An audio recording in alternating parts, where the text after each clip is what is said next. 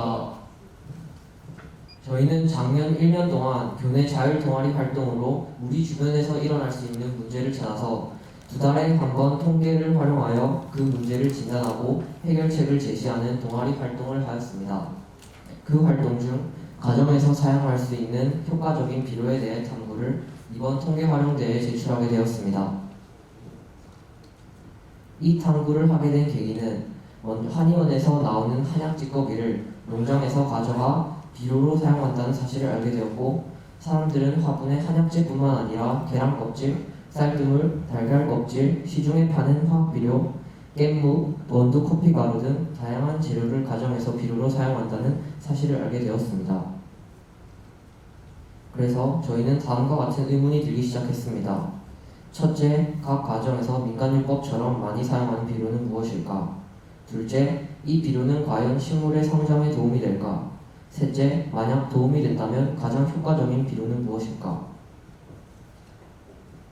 따라서 가정에서 일반적으로 민간요법처럼 많이 사용하고 있는 비료의 효과에 대해 과학적 근거를 마련하는 것이 필요하다고 생각하였고, 본 탐구를 통해 일반 가정에서 식물을 키울 때 어떤 비료를 사용하면 가장 효율적일지, 즉 가장 구하기 쉽고 식물 성장에 도움이 되는 가정용 비료에 대해 탐구해 보았습니다.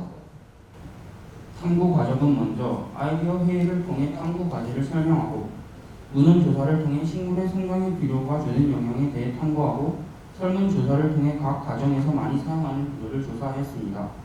두 탐구 과제의 결과를 토대로 가설을 설정하고 실제로 열흘간 실험활동을 하였습니다.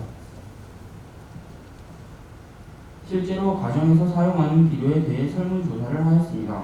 대상은 한 번이라도 가정에서 식물을 키울 때 비료를 사용한 경험이 있는 어른들을 대상으로 하였습니다.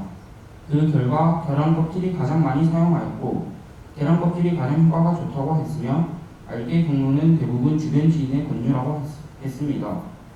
그리고 그 비료의 과학적 근거에 대해서는 대부분 잘 알지 못한다고 답하였습니다. 이 설문을 근거로 가장 효율적인 비료는 계란 껍질, 깻묵, 한약재, 쌀뜨물 순서일 것이다 라고 가설을 세우고 실험을 열흘 동안 진행하였습니다. 그 결과를 열흘간 사진으로 관찰 기록을 하고 표로 작성하였습니다. 그 결과를 그래프로 보시면 길이 성장과 잎의 수를 측정한 결과 쌀뜨물, 한약재, 계란 껍질, 깻묵 순으로 잘 자랐습니다. 저희의 예상과는 다르게 반대의 결과가 나왔습니다. 특히 실험 과정에서 알게 된 사실은 한약재와 깻묵은 바로 사용할 수 없고 며칠 묶어두어야 한다는 번거로운 과정이 있으며 벌레가 생기는 결정적인 단점이 있었습니다.